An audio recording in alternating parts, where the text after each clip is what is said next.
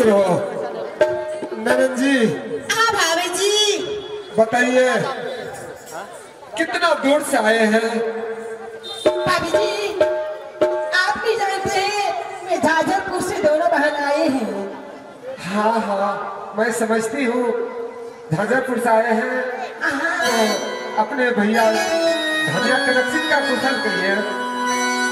भाभी जी हाँ हाँ ननद जी। झाझरपुर की खुशल है, भैया की भी खुशल है। भाभी जी अपना खुशल बताइए इसे सीमान की।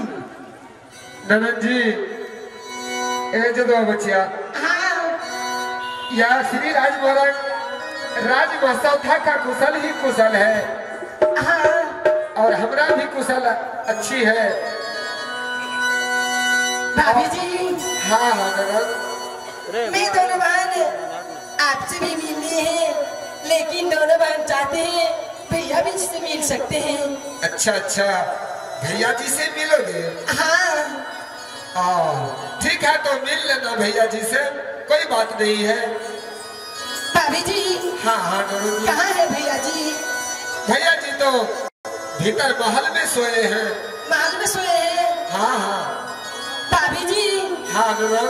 तब तक आप चाय बनाकर रेडी कीजिए, मैं दोनों बहन चलते हैं, भैया जी से मिल लेंगे अंदर में और हाल समाचार भी पूछ लेंगे। ठीक है हम जाते हैं चाय बनाने के लिए, तब तक जाकर के भैया से मिल लो। हाँ जा भैया जी दिन चल